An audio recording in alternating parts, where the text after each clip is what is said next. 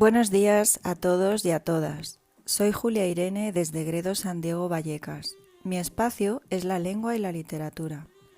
El pasado trimestre estuvimos trabajando la entrevista con primer ciclo, primero, segundo y tercero de la ESO. La idea era que entrevistasen a alguien cercano, en su casa. Hemos estado confinados mucho tiempo y les decía que era una muy buena forma de conocer mejor a las personas con quienes conviven. Además, se valoraba muy positivamente que las preguntas fuesen originales e interesantes. Los alumnos de estos cursos han trabajado excepcionalmente. He aquí solo una pequeña muestra de todo lo que han puesto de su parte. Son verdaderos reporteros. Muchísimas gracias a todos.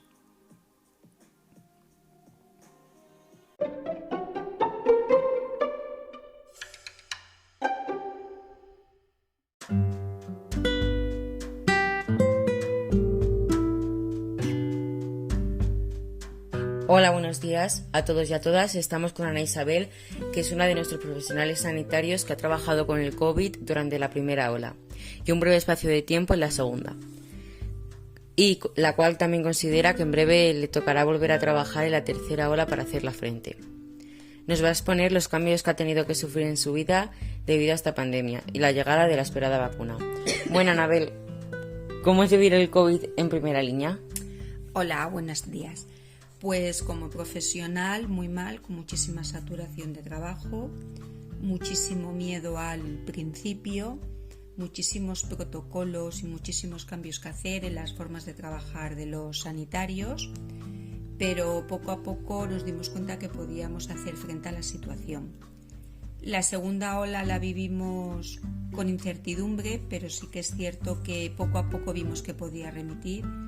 Pero ahora mismo en la tercera nos vemos muy saturados y muy incapaces.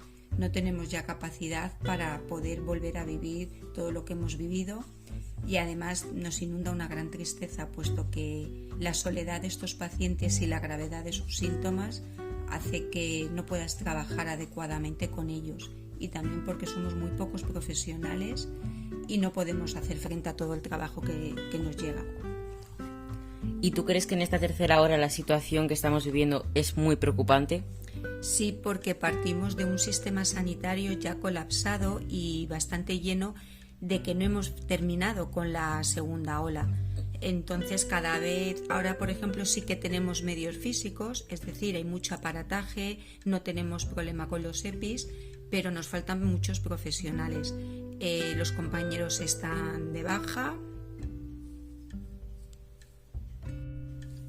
Los compañeros están de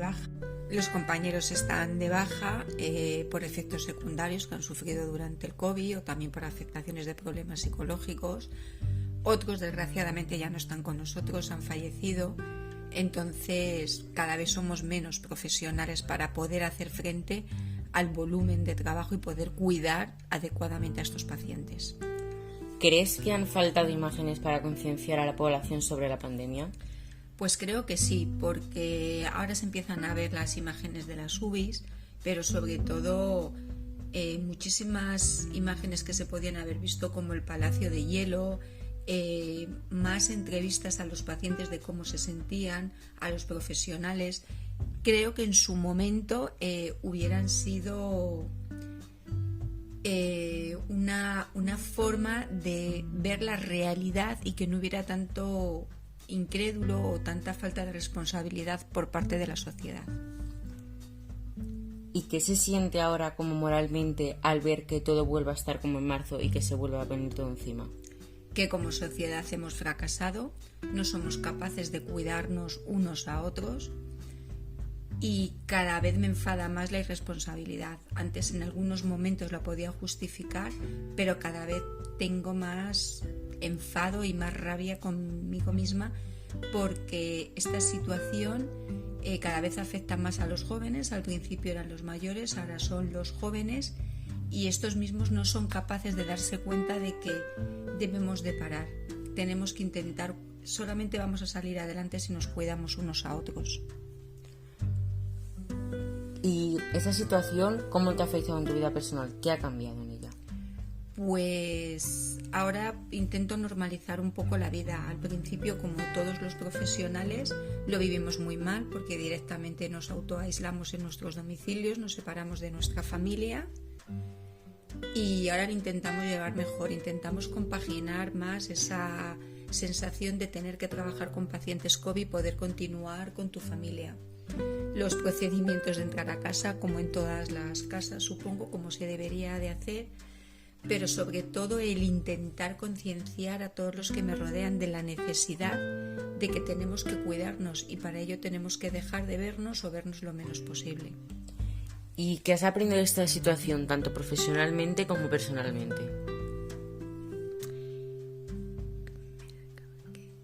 ¿Qué he aprendido?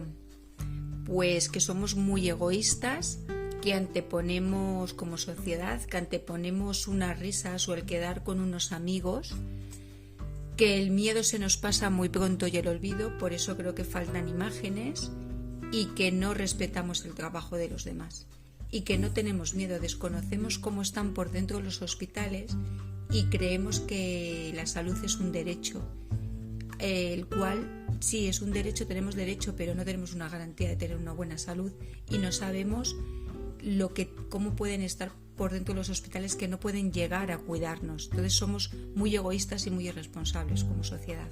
¿Y profesionalmente qué has aprendido? Profesionalmente creo que la enfermería somos capaces de adaptarnos a todo en un tiempo récord. Hemos aprendido a manejar una enfermedad muy grave en todas sus fases, pero si algo me he dado cuenta es de la falta de humanización, lo necesario que es cuando una persona está hospitalizada no perder el contacto con las personas que le quieren, cosa que esta enfermedad erradica desde el primer momento. Es una necesidad tremenda que causa muchísima mella en los pacientes. ¿Crees que es necesario que los políticos pongan leyes más duras, dado la situación que estamos viviendo actualmente? Pues al principio pensaba que no. Yo confiaba en la responsabilidad de los ciudadanos, de la sociedad, y creía que éramos todos capaces de entender de que teníamos que cuidarnos. Poco a poco me he dado cuenta que sí, que los políticos tienen que poner normas, deben de multar más y deben de ser más fríos, no pensar tanto en los ciudadanos de pobrecitos cómo lo van a pasar, sino que deben tener unas líneas más estratégicas y mucho más contundentes, porque nosotros no somos capaces de hacerlo solos. ¿Crees que somos responsables como sociedad o que nos hemos fallado y estamos fallando a la sanidad pública, colapsándola debido a nuestras irresponsabilidades? Somos irresponsables como sociedad y cada vez lo demostramos más. No falta de haber reportajes. Probablemente todo el mundo ha sufrido comentarios de bueno, esto tampoco pasa nada, si yo con la mascarilla, si tengo la mascarilla puesta y no me pasa nada. Vemos cómo nos sentamos en una terraza a tomar una caña y directamente nos quitamos la mascarilla durante 30 minutos. Vamos en el metro y vemos cómo las personas llevan la mascarilla en la boca y se olvidan de la nariz. Creo que sí, que como sociedad somos muy irresponsables y no sabemos lo peor de todo, no sabemos cuidarnos unos a otros y creo que le hemos fallado muchísimo a las personas más mayores de nuestra sociedad, a nuestros abuelos. ¿Y qué te parecen las actitudes tan irresponsables de algunas personas como las fiestas ilegales, etcétera? Pues creo que no tienen nombre, no entiendo cómo esos jóvenes y no tan jóvenes, porque también hay personas que no son tan jóvenes ni son adolescentes que realizan ese tipo de fiestas y pueden llegar a hacer eso. Siempre pienso si no tienen a nadie alrededor que haya sufrido esta enfermedad o los efectos secundarios de esta enfermedad. No me lo puedo explicar. ¿Y cómo se recibe una noticia como la vacunación? Con una alegría inmensa, con una sensación de que más tarde o más temprano podemos llegar a ver un fin. Tenemos que dar gracias a todos los científicos que han puesto lo mejor de sí mismos y han trabajado sin descanso hasta conseguirlo. Y lo vemos todavía nos queda mucho camino, pero vemos que puede llegar a haber un final, que vamos a tocar techo y que lo vamos a conseguir. ¿Tuviste miedo al vacunarte? ¿Dudaste en algún momento al hecho de ponerte la vacuna? Ninguno. Estaba súper ilusionada. estaba encantada de que me tocara vacunarme por ser profesional de primera línea de los primeros. No dudé en ningún momento, ni dudo para nada del trabajo científico que han hecho personas que, vuelvo a repetir, han trabajado muchísimo para que esto se pudiera conseguir. ¿Y sentiste algún efecto secundario después de la vacunación o algo? Una ligera molestia en el brazo y un dolor de cabeza que me duró unas 24 horas. Se me pasó con un simple paracetamol y me encuentro bien. ¿Y cómo vive tu entorno que te hayas vacunado? Muy ilusionados, muy contentos. Creo que para ellos es muy importante porque tienen menos miedo de que yo vaya a trabajar y piensan que soy un poco privilegiada, ¿no? Porque les llevo un paso por delante. Entonces, ¿tú incitas a la vacunación de la población? Totalmente, creo que es la solución, no tenemos que tenerle miedo.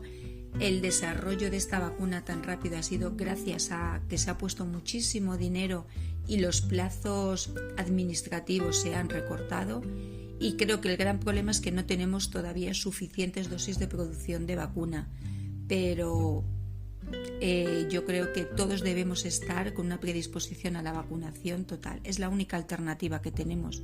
No hay ninguna medicación que sea viable y que sea factible, ningún tratamiento médico que nos garantice la curación del COVID. Hoy por hoy lo único que nos puede garantizar finalizar con esto es la vacuna. Entonces, ¿crees que la solución a esta pandemia es la vacuna? Totalmente que es la vacuna. Tenemos que vacunarnos el mayor de personas y de ciudadanos posibles, porque va a ser la única manera de que generemos una inmunidad de rebaño y podamos terminar con esto. La pandemia tenemos que tener en cuenta que tiene muchas etapas, no solamente tiene el problema de etapa sanitario, hay una pandemia económica que es un coadyuvante y además el fallecimiento de muchísimas personas que mueren por otras patologías y que no pueden ser atendidas por la saturación que hay, con lo cual tenemos que terminar con el COVID y eso es un trabajo de toda la sociedad, nosotros no podemos hacerlo solos. Bueno, pues ya habéis escuchado a Anabel, cuídense mucho, usen mascarilla, respeten las medidas sanitarias y, ante todo, pónganse la vacuna si tienen la oportunidad. Muchas gracias.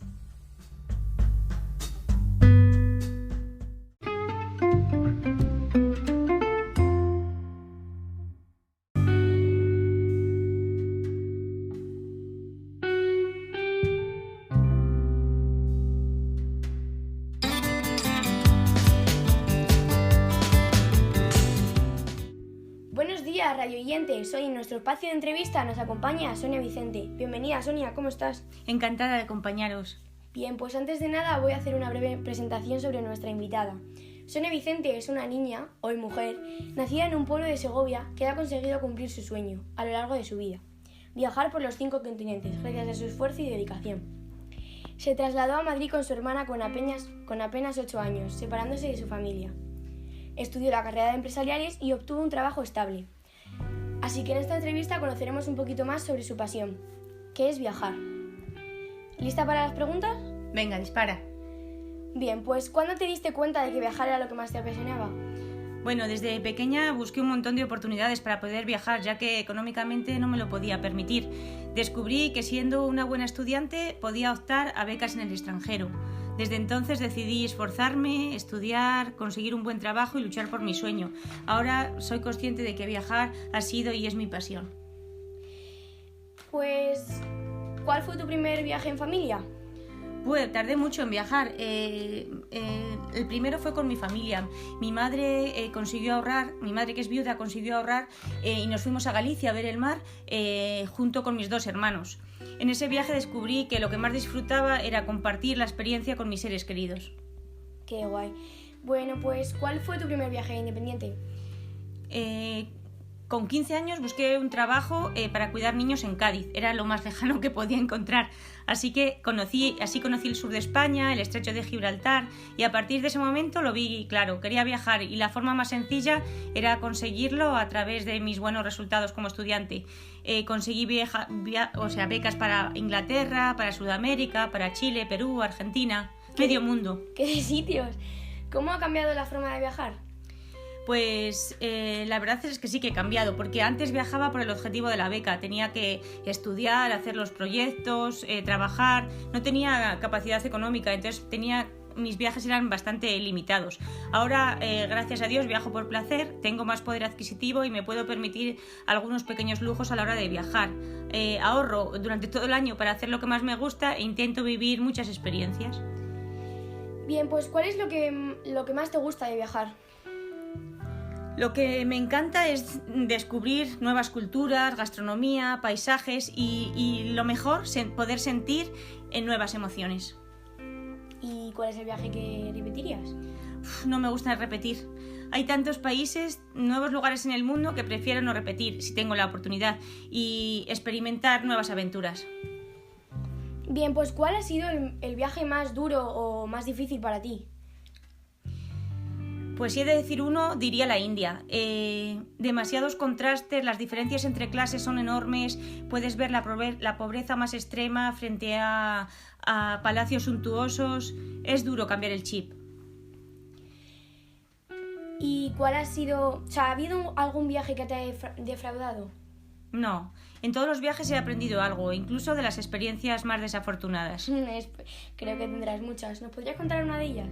Sí, tengo varias, porque han sido muchos los viajes, pero quizá de las primeras y las que más me enseñaron fue que me quedé dormida en el tren y me robaron todo lo que tenía en Inglaterra. De esa experiencia he aprendido que siempre hay que estar atenta en cualquier lugar del mundo. ¿Y nos podrías decir cuál es el país que siempre has querido ir y que todavía no has tenido la oportunidad? Tengo un sueño que quiero conseguir y es viajar a visitar las cataratas Victoria, el delta del Okavango, el desierto de Namibia, en general el sur de África. ¿Y cuál es el país más lejano al que has viajado? Nueva Zelanda, las antípodas de España. El viaje duró unas 24 horas y había unas 12 de diferencia horaria, pero después de un viaje tan largo mereció la pena. Bueno, Sonia, pues si te parece, un minutito de publicidad y enseguida volvemos. Sin problema. ¡Qué cantidad de aventuras y de experiencias! ¡Qué suerte! Bueno, pues seguimos. Venga, adelante. Vale, pues ¿cuál ha sido el viaje que más has disfrutado?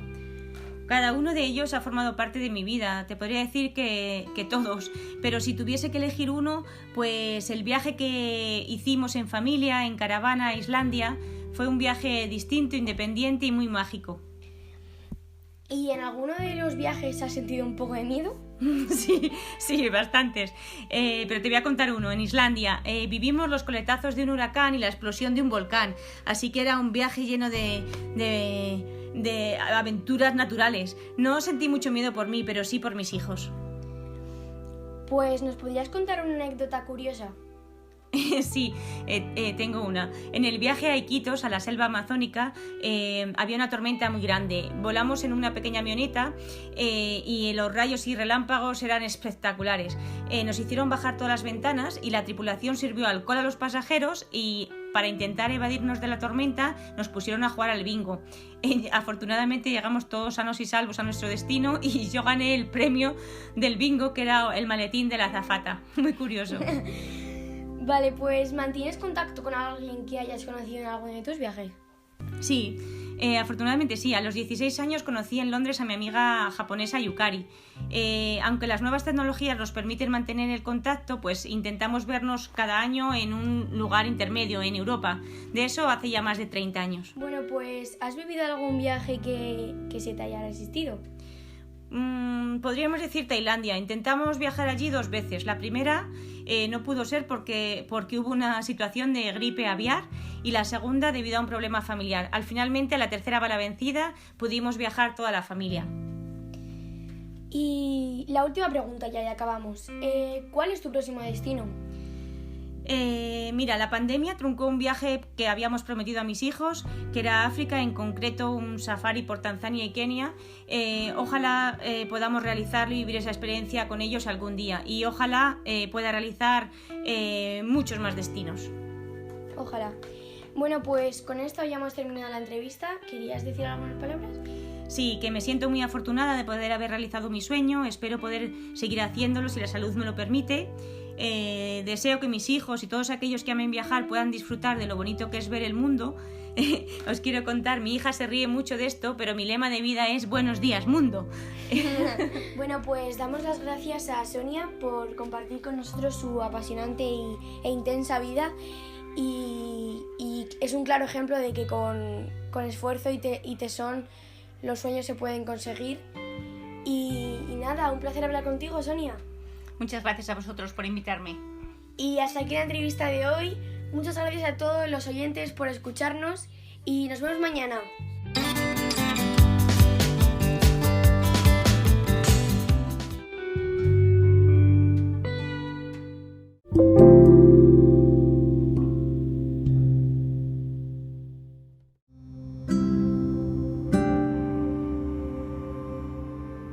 Viajar como estilo de vida. Hay personas que poseen un gen viajero que sienten la necesidad de viajar y abrazar lo desconocido, para activar la mente y alcanzar la felicidad. Hoy tenemos una invitada especial.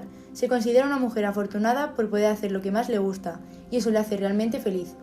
Miriam es una viajera empedernida desde su juventud. Nos descubre cómo tener espíritu de aventura y cómo nos ayuda a liberarnos. ¿Por qué te gusta viajar?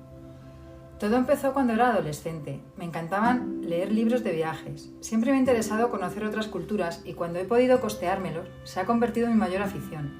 Viajar te da mayor amplitud para afrontar los problemas de tu propia vida. ¿Qué te impulsa a viajar? Es una necesidad de escapar, de sentirme libre y alejarme de la rutina diaria. Para mí el viaje comienza cuando elijo destino y comienzo a buscar información para organizarlo. Y poder llegar allí sin duda me hace feliz. ¿Cómo eran tus primeros viajes? Eran con amigos, escapadas de fin de semana, vacaciones. Y luego cuando tuve pareja, pues nos recorrimos muchos lugares con el coche. Les tengo un gran recuerdo. Sin duda pienso que viajar de joven es una experiencia que todo el mundo debería vivir. ¿Cómo organizas tus viajes? Primero, elijo el destino adecuado en función de la temporada y de la distancia que sea. Luego busco información turística del destino en internet. Me gusta mirar foros, blogs especializados. Y después hago las reservas de avión y hotel y entradas a museos o lugares que quiera visitar. Me lo organizo todo por mi cuenta. ¿Con quién sueles viajar actualmente? Pues la mayoría de las veces viajo con mi familia, con mi marido y con mi hija. Y en alguna ocasión también hacemos viajes con amigos, que suelen ser momentos muy divertidos. ¿Sueles traerte a casa algún recuerdo de tus viajes?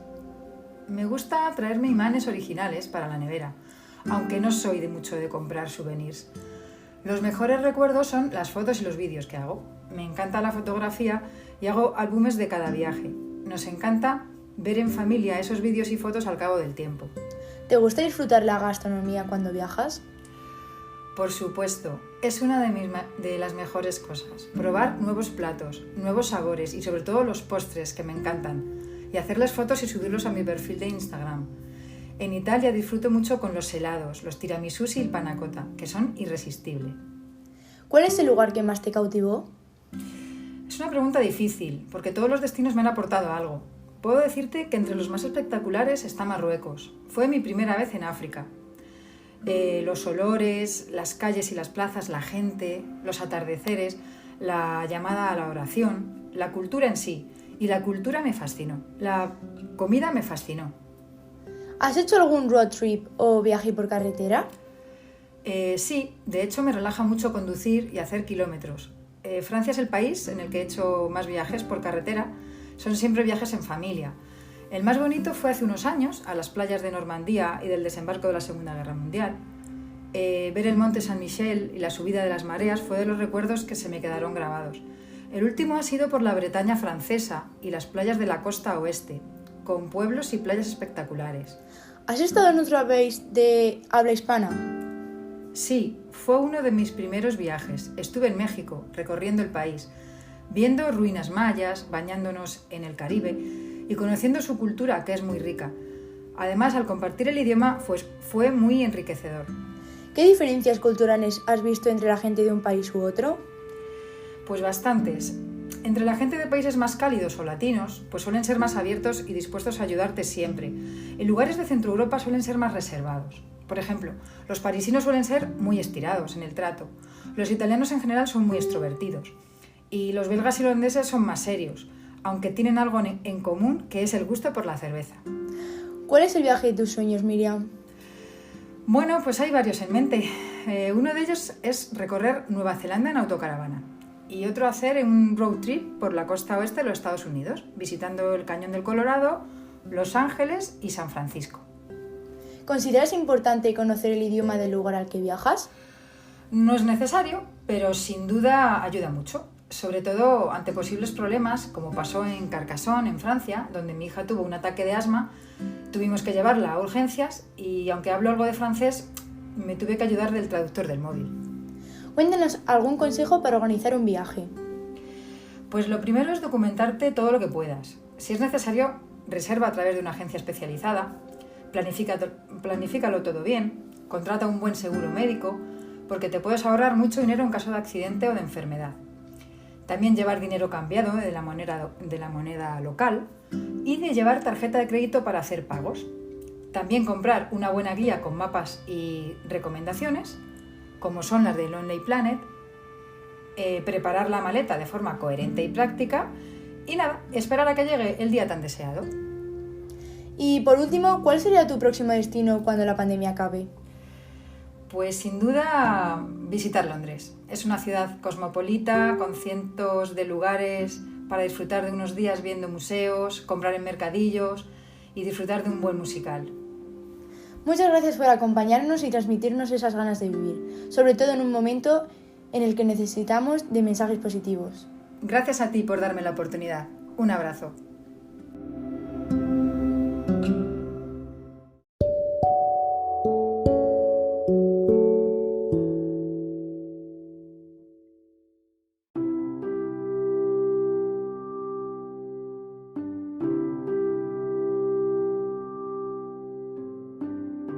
Buenos días, soy Ana Cano Sánchez Aguilera y estamos aquí hoy con Carlos Muñoz Gutiérrez, doctor en Filosofía por el Departamento de Lógica y Filosofía de la Ciencia de la Universidad Complutense de Madrid. Ha trabajado profesionalmente en el campo de la inteligencia artificial y en el de la ingeniería del conocimiento. Sus intereses se centran en la lógica, la filosofía de la ciencia y el lenguaje, la ciencia cognitiva, la semántica cognitiva y la metáfora. Ha sido profesor asociado del Departamento de Lógica y Filosofía de la Ciencia en la Universidad Complutense y actualmente es profesor de Filosofía en la enseñanza secundaria pública. Buenos días, Carlos. Buenos días. Hoy vamos a hablar de todo un poco, del panorama actual, de tus aficiones, de tu vida en general. Y bueno, dime, ¿desde pequeño tenías claro que querías dedicarte a la filosofía?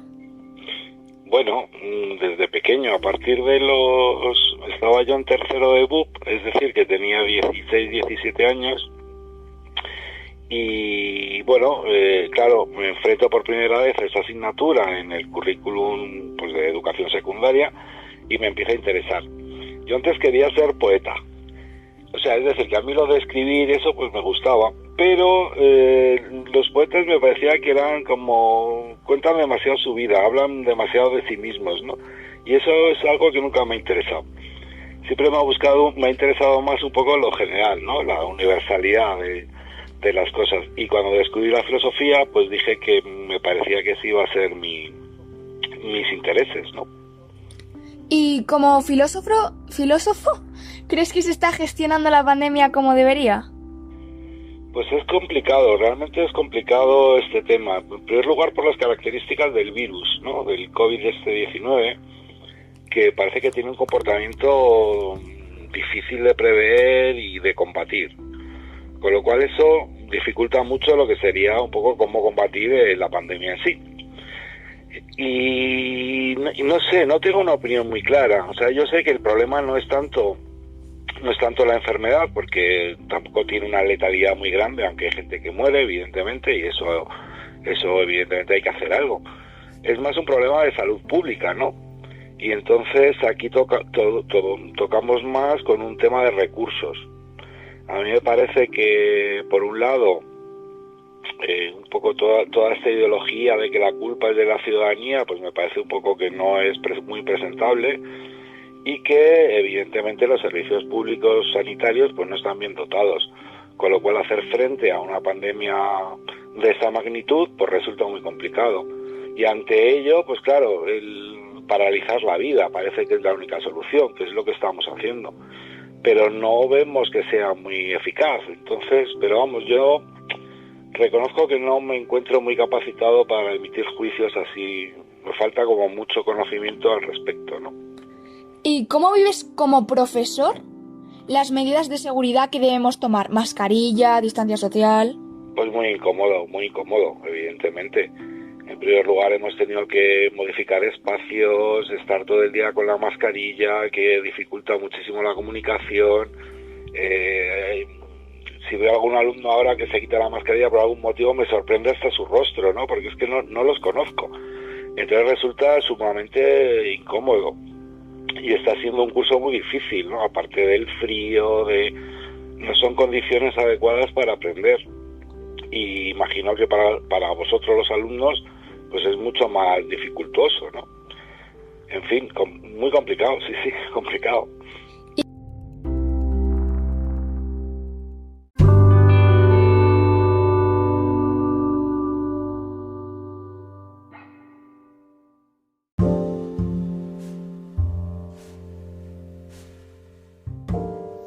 ¿Por qué decidiste dedicarte al periodismo?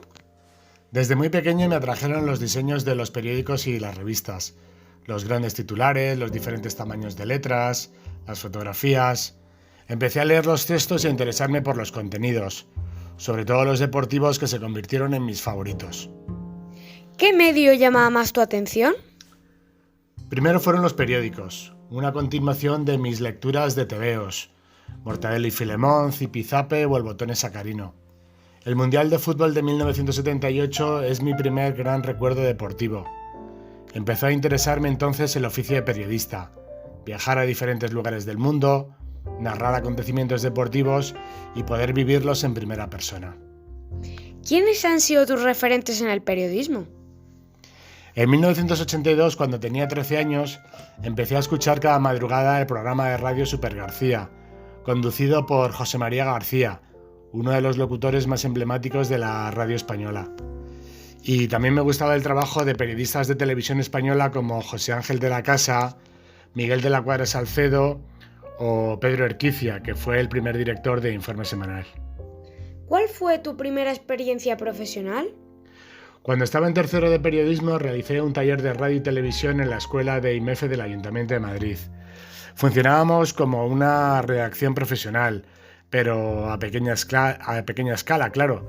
La actriz Loler León fue el primer personaje conocido al que entrevisté. Luego empecé a colaborar en La Guía de Madrid, que era el suplemento de ocio y cultura de Diario 16. ¿Cómo llegaste a trabajar en la información deportiva? El periodismo deportivo siempre fue un sueño para mí, pero tardó bastantes años en llegar. Primero empecé a trabajar como redactor de teletexto y de la revista de abonados de Canal Plus en 1995. Luego pasé al portal web plus.es, que era una gran redacción digital. En 2003 finalmente tuve la oportunidad de incorporarme a la redacción de deportes de Canal Plus, donde permanecí hasta agosto de 2016, cuando cambió su nombre por el actual Movistar Plus. Llevo en total 18 años como redactor de deportes en diferentes espacios y programas. ¿Qué acontecimientos deportivos has cubierto? Durante 14 temporadas he cubierto la Liga Española de Fútbol de Primera y Segunda División, viajando para los programas El Día Después, Maracaná 06, El Día del Fútbol y Fiere Maldini. También he participado en los mundiales de 2006 y 2010 y en las Eurocopas de 2008 y 2012. En los últimos 4 años he cubierto la Liga Endesa de Baloncesto para el programa Elegidos. Bien. ¿Cuál ha sido la etapa profesional que más ha marcado tu carrera? Sin duda los años en El Día Después, especialmente de 2003 a 2005, con la dirección del exjugador Michael Robinson. El Guiri, que era como le conocíamos, fue un auténtico maestro para todos los que tuvimos la oportunidad de trabajar con él. ¿Qué ha significado Michael Robinson para el periodismo español? Pues un auténtico soplo de aire fresco, una nueva manera de contar el deporte, especialmente el fútbol.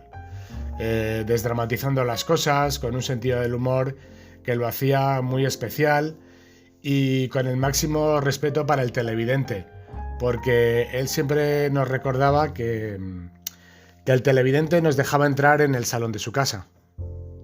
Vale.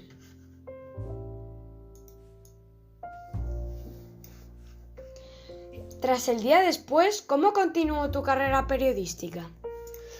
De los años 2005 a 2009, que es cuando volvió otra vez el día después con los presentadores Juanma Castaño y Santi Cañazares, participé en los programas Maracaná 06, El Día del Fútbol, Fiebre Maldini, Planta Segunda y Noche de Champions. Y también en los programas de tenis de cobertura del torneo de Wimbledon. Vale. ¿Quiénes han sido los personajes entrevistados que más te han marcado? Bueno, el francés Alain Prost, piloto de Fórmula 1, por su trascendencia, por su importancia en el mundo del automovilismo. Y también los actores Antonio de la Torre y Javier Gutiérrez por su sencillez y por su humanidad. ¿Y tu mejor recuerdo periodístico cuál fue? Pues la sección Se busca reportero del día después. Eran grabaciones de una serie de reportajes con personajes famosos, entre ellos el Langui, Raúl Cimas, Estopa, Kiko Veneno, Leiva, que ejercían como improvisados periodistas deportivos por un día. ¿Cuáles son las principales características que debe tener un buen periodista? Pues debe tener una curiosidad permanente, debe tener una buena formación académica y cultural, debe tener capacidad para ponerse en la piel del personaje entrevistado y, sobre todo y muy importante, debe tener respeto por el público a quien se dirige la información, que es el objetivo final. Claro. ¿Un periodista puede mejorar con los años? Sí, absolutamente. Debe tratar de mejorar cada día, con las experiencias acumuladas a lo largo de los años y con muchas ganas de adaptarse a los nuevos tiempos, a la nueva sociedad, Claro. a las nuevas tecnologías y a los nuevos lenguajes que se emplean. ¿Y cómo han afectado las redes sociales al desarrollo del periodismo? A ver, las redes, sobre todo Internet, han facilitado el acceso a la información para los periodistas. Ahora, en 2021, es mucho más fácil conocer la vida, conocer todos los datos de un personaje que hace 20 años, que era mucho más complicado.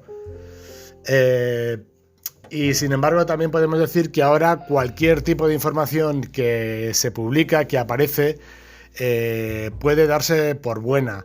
Hay que intentar contrastarla en medios de prestigio reconocido, porque ahora abundan las fake news. Claro. ¿Qué consejos puedes dar a un joven que quiera dedicarse actualmente a esta profesión? Bueno, pues que es muy importante tener una muy buena formación académica y cultural, especialmente tener un buen nivel con varios idiomas. Es importante reinventarse cada día, es decir, adaptarse a las nuevas cosas que van apareciendo, manejar las nuevas tecnologías y herramientas de edición de audio y vídeo. Y bueno, pues tener muy buena educación y empatía con la gente, porque estás permanentemente tratando con gente muy distinta. Bueno, y último, si pudieras volver en el tiempo, ¿volverías a elegir el periodismo como profesión? Sí, seguro. Cuando empecé en la universidad también me gustaba la enseñanza, ser profesor, pero volvería a elegir ser periodista deportiva a pesar del ritmo que tiene este trabajo y de los horarios que conlleva, sobre todo fines de semana, festivos, etc. Sin embargo, puedo decir que el deporte profesional pues es pasión, transmite energía, transmite buenos sentimientos y alegría para el público que lo disfruta en los estadios o en su casa.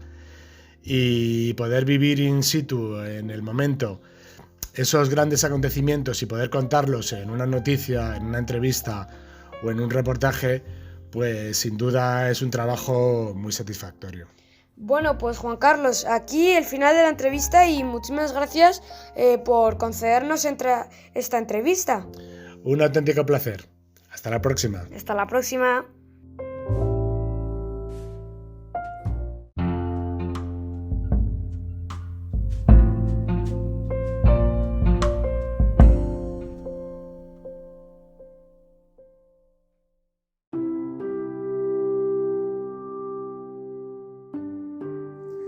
Ángel Canales Cerrada, profesor de secundaria de la Comunidad de Madrid, ha venido hoy para poder hablar de su carrera profesional. Lleva más de 10 años trabajando en la enseñanza. Tiene 46 años, viene de una familia humilde de Toledo. Se formó en la Universidad Politécnica de Madrid, en el campus de Vallecas, como ingeniero técnico de topografía. Actualmente vive con su familia al sur de Madrid. Hola, buenas tardes, Adriana. Estoy aquí encantado de acompañarte y dispuesto a responder a todas tus preguntas. ¿Por qué decidiste servir a la sociedad en la educación? Bueno, yo trabajaba como ingeniero, estaba casado, iba a tener familia y mi anterior trabajo pues, me suponía viajar mucho, estar mucho tiempo fuera de casa y realmente mi trabajo consistía en enseñar a la gente. Así que decidí buscar un cambio profesional que me permitiera seguir enseñando lo poco o lo mucho que sabía y permanecer más tiempo en mi casa. Después de varios intentos, pudiste aprobar la oposición. Sí, yo soy profesor de la Comunidad de Madrid y para ser profesor en un instituto tienes que presentarte a un proceso de oposiciones. Efectivamente, la primera vez estuve cerca de aprobar, pero no lo conseguí y 2 años después tuve que repetir y en esta ocasión, afortunadamente, sí, aprobé la oposición y soy funcionario de carrera. ¿Cómo fue el paso por los distintos institutos de la Comunidad de Madrid? Es cierto que en estos más de 10 años he estado en 5 institutos diferentes, realmente no son muchos, pero es una oportunidad muy interesante porque conoces a nuevos compañeros, ves diferentes barrios, diferentes municipios de la Comunidad de Madrid y te permite conocer a los alumnos de los diferentes entornos. Al llegar a tu instituto actual, en Laguna de Jotzel, ¿cómo te integraste? Pues la verdad es que fenomenal. El Instituto Laguna de Jotzel está en Getafe, en mi destino definitivo, por lo tanto ya no tengo necesidad de cambiar de instituto cada año y tuve la gran suerte de encontrarme allí con un amigo en mi mismo departamento, por lo cual la incorporación no pudo ser mejor. Todas las facilidades del mundo. Unos años después te dieron la oportunidad de ser subdelegado del gobierno. La elección de la subdelegación fue muy difícil. Bueno, en parte sí, porque tenía que dejar de lado todo lo que venía haciendo y lo que quería hacer, que era la educación. Por otro lado, la decisión fue muy sencilla.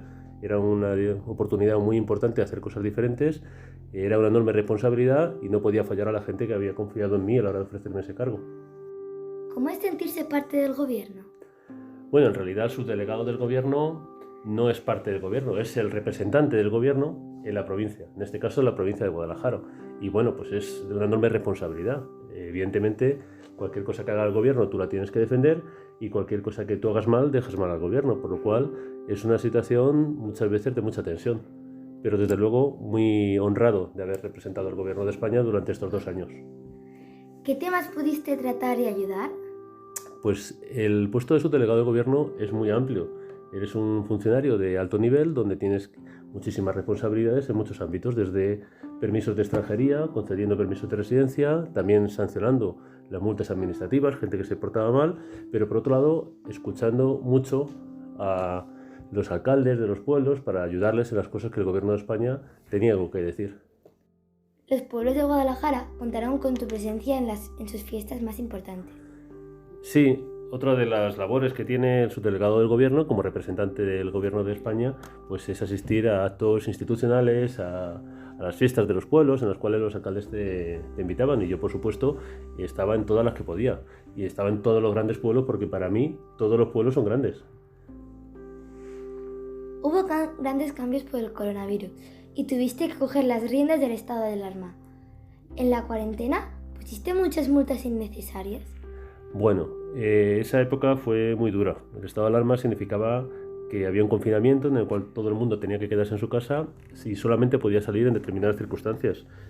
Toda la policía de la provincia de Guadalajara, toda la Guardia Civil de la provincia de Guadalajara estaban bajo el mando del Ministerio del Interior y yo tenía la labor de coordinarles. Entonces, sí, al final toda la gente que incumplía poníamos muchísimas multas e innecesarias muchísimas de ellas. Había excusas de lo más tontas para saltarse el confinamiento y por consiguiente tuve que firmar miles de multas. ¿Fue fácil dejar la subdelegación en pleno verano? Pues no fue fácil dejar la subdelegación. Fue una decisión muy importante que tomé por mi familia, para estar más tiempo con mi familia, porque estaba demasiado tiempo fuera de casa. Y sí, efectivamente fue en verano, pero la decisión estaba tomada mucho antes. Ya en diciembre comuniqué mi intención de dejarlo para el verano y llegó la pandemia, llegó esta enfermedad y bueno, las circunstancias cambiaron un poquito y hizo que se dilatara hasta el verano. Después de esta etapa, vuelves a tu vida como profesor. De vuelta en el instituto, pero con un cambio, ¿no es así? Pues sí, el instituto, al final, el edificio es el mismo, los chicos son muy parecidos, los compañeros casi todos los mismos, pero las circunstancias eran distintas. De repente, las clases tenemos menos alumnos, todos con mascarilla, con la preocupación de que no haya brotes ni contagios dentro de las aulas, pero bueno, al final te pones a dar clase y es como montar en bici, nunca se olvida. ¿Crees que las medidas de seguridad en los colegios e institutos son adecuadas? Pues lo cierto es que sí. Al principio teníamos todas nuestras dudas de si esto iba a funcionar o no, pero es cierto que los alumnos son muy disciplinados en cuanto a la mascarilla, no se quita la mascarilla prácticamente en ningún caso, salvo excepciones.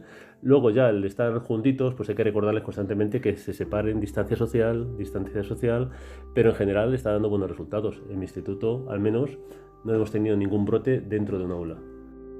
Pero, ¿alguno de tus alumnos ha tenido el coronavirus? Pues sí, he tenido alumnos que ya han pasado el coronavirus y de hecho tengo alumnos que actualmente están en casa porque están enfermos del coronavirus. Afortunadamente no ha habido brotes en las clases, como decía anteriormente, y son casos muy puntuales que vienen en todos ellos contagiados por algún familiar o algún amigo fuera del instituto. Si nos volvieran a confinar, ¿cómo organizarías las clases virtuales? Bueno, pues ya hemos tenido un pequeño ensayo estos días después de la tormenta Filomena. Pues prepararíamos todas las clases con la información en el aula virtual y a través de videoconferencias. Para acabar, ¿crees que las vacunas, en un futuro lejano, claro, podrían llegar a todos? Estoy convencido de que las vacunas van a llegar a todos y ojalá sea muy pronto. Espero que para el verano prácticamente todos los ciudadanos españoles podamos tener la vacuna y el próximo invierno y otoño-invierno podamos disfrutar de cierta normalidad. Esto ha sido todo por hoy. Gracias por responder a mis preguntas. Espero verte pronto en otra entrevista más informal. Muchas gracias, Adriana. Ha sido un auténtico placer y seguro que nos vemos pronto, a la hora de la cena. ¡Hasta pronto! Os dejo con los anuncios.